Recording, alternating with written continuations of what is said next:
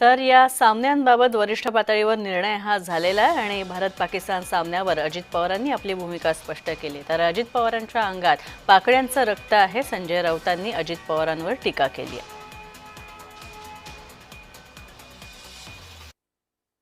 खेळात अशा गोष्टी आणू नये असा म्हणणारा पण वर्ग आहे, खिलाडूपणाने खेळाकडे बघावं असा म्हणणारा पण वर्ग आहे।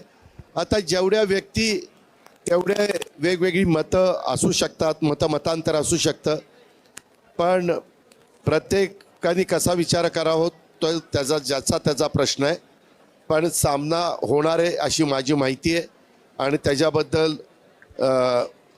ज्या स्तरावर निर्णय घ्यायचा असतो त्या स्तरावर निर्णय घेतला गेलेला आहे। हो, तो पाकिस्तानीच आहे, अर्धा पाकड्याच आहे तो। अजित पवार जर असं बोलत असेल तर त्याच्या अंगातलं रक्त पाकड्यांचं रक्त आहे, कळलं?